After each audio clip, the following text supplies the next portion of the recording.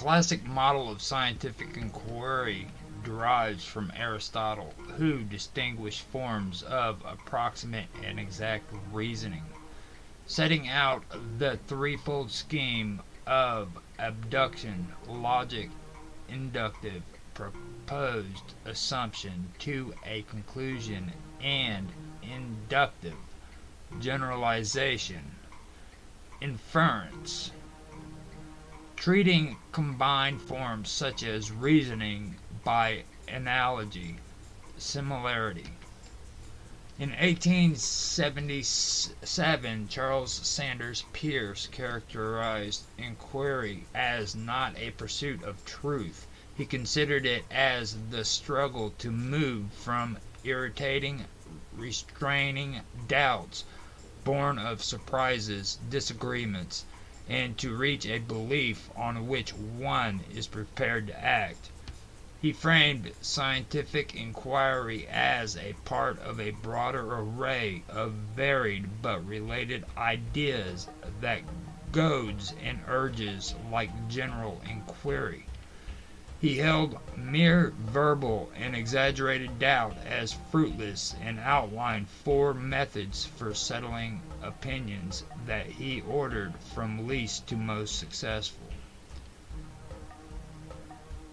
The method of tenacity has a policy of sticking to initial beliefs, which leads to comfort and is decisive, but also ignores contrary information and others' views, leading to believe that truth is actually naturally private and not public.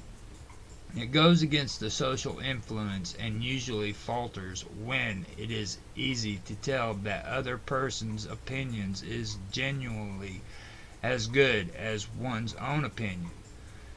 Its successes can shine, but usually doesn't endure for any significant amount of time in history.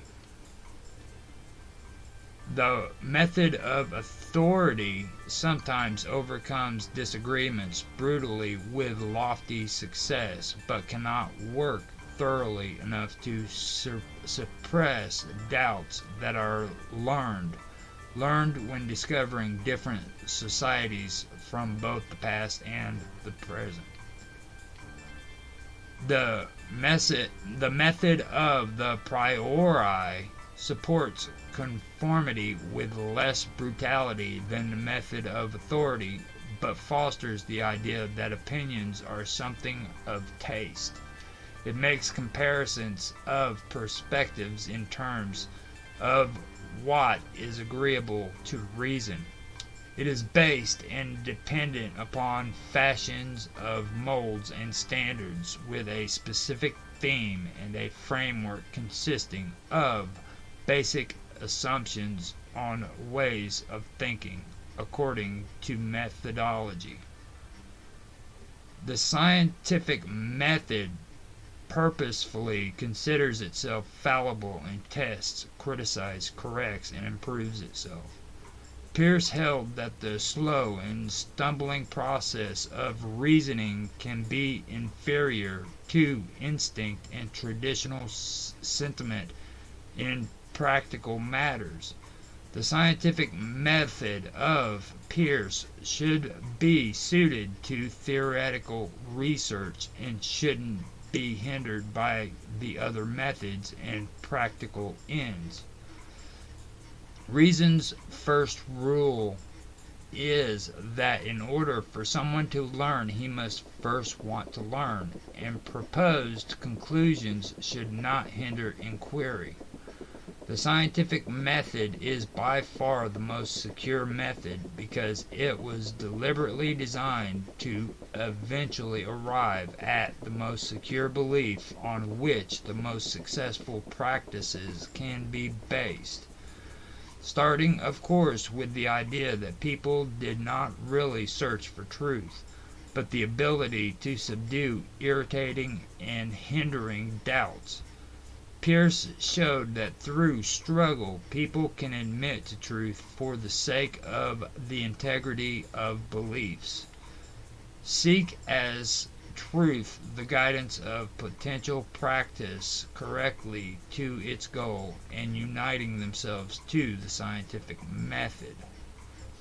For Peirce, rational inquiry represented presumption or an assumption beforehand, an antecedent condition that takes for granted truth and the real in advance. To reason is to assume, and at least to hope, as a principle of the reasoner's independent control, that the real is discovered, and the independence of our unprecedentable and erratic opinions. In this system he defined truths as an exchange offered and suggested for consideration to its form, doing this from a practiced point of view and consideration with reference to their causes, antecedent conditions, and results, without or not as actual majority opinion of some definite finite community, which suggests that to inquire is to poll the experts. Instead, though, as final opinion that all who investigate would eventually reach if researched far enough, and even from different starting points.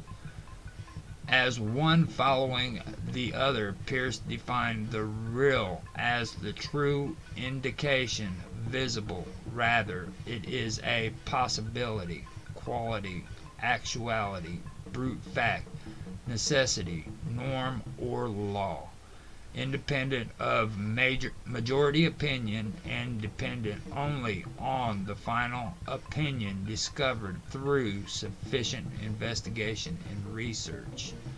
Do the science concepts of truth and real involve a community without definite limits, but with self-correcting as needed and definite increase of knowledge, as the process of arriving at some logical conclusion. Logic is rooted in the social principle, since it stands on the dependence that is unlimited. Paying attention to all the historical explanations before, Peirce outlined scientific method into three kinds of inference, and in a purposeful cycle to settle doubts. These three inferences are abductive, retroductive, inductive, consisting of two stages, and inductive. Guessing the processes to arrive at a conclusion or proposition through explanatory hypothesis for the best selection worthy of trying is abductive. From abductive, Peirce distinguishes inductive as the process to arrive at a conclusion or proposition using test as the proportion of truth in the hypothesis. Every inquiry, even ones that are underway and at any stage of the inquiry, arises from surprising observations in one or more of these realms, whether it be ideas, brute facts, norms, or laws. All explanatory content from theories came from abductive, which guesses a new outside idea to account for in a simple extravagant way a surprising or complicated phenomena. Often, though, even a well-prepared mind guesses wrong, but the moderate success of guesses far exceed that of sheer luck, seeming to be in harmony with nature through instincts that are developed or infixed. especially since best guesses seem to have the appearance of truth and reason, credibility, and worthy of approval in the simplest of the sense. Moving, acting, working with ease and sometimes with superficiality, unconstrained, easy, done, and natural. Galileo's natural light of reason and as distinct as logical simplicity. Abduction is the most fertile yet insecure mode of inference, but its generally rational thought is inductive.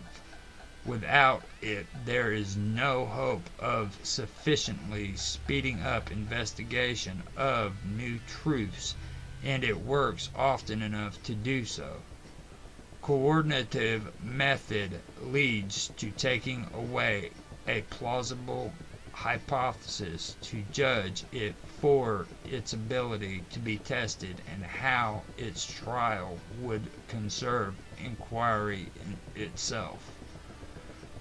Peirce calls his system of practical consequences the logic of induction, and his maxim is, consider what effects that might conceivably have practical bearings you conceive the objects of your conception to have. Then your conception of those effects is the whole of your conception of the object. His logic of induction is a method of reducing conceptual confusions beneficially by equating the meaning of any conception with the conceivable practical implications of its object's conceived effects. The method of experimental mental reflection upon to forming hypotheses and favorable to testing them with efficiency. A hypothesis are without the need to have practical implications lead to at least mental tests, which later with science must lead to scientific tests also. A simple but unlikely guess, if uncostly to test for falsity, may belong first in line for testing. A guess is by nature worth testing if it has instinctively plausibility or reasoned objective probability, while subjective probability, even though reasoned, can be misleadingly seductive. Guesses can be chosen for trial strategically for their caution, freedom of restraint, and simplicity. One could hope to only discover that with time would reveal through sufficient experience anyhow. So the point is to speed the process, because the management of resources in research is what demands the leap of abduction and governs its art.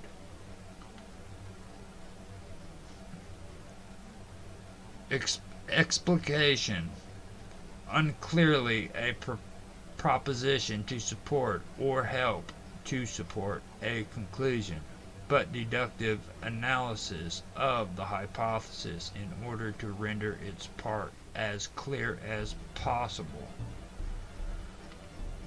Demonstration: deductive reasoning and Euclidean in procedure with explicit deduction of hypotheses effect as predictions for induction to test about evidence to be found.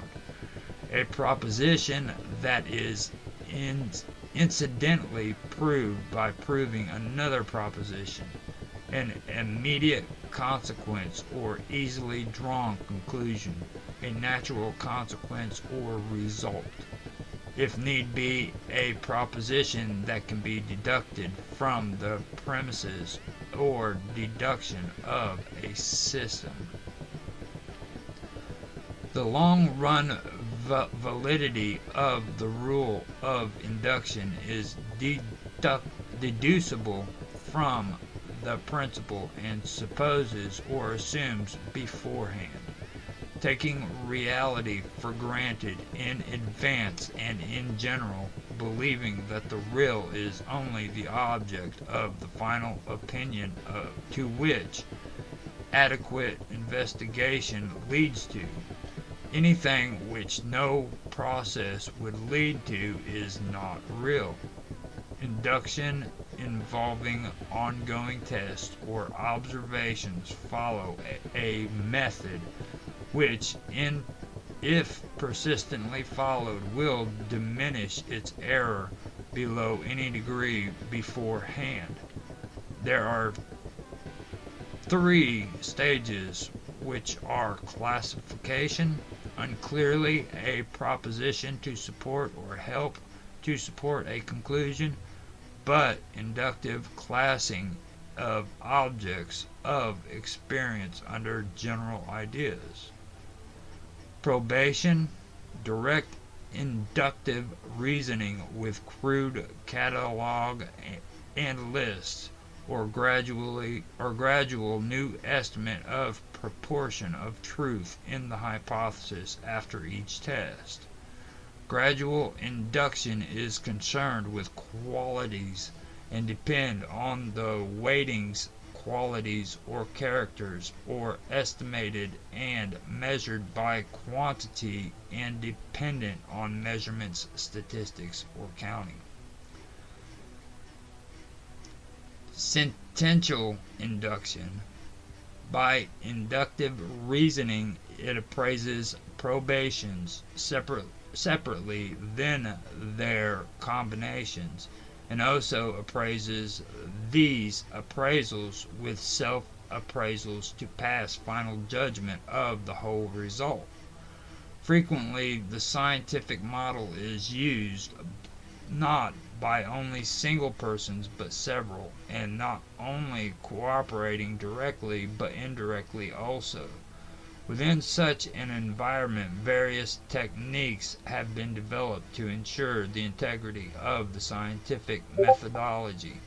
Such cooperation can be regarded as one of the most defined elements of the scientific community.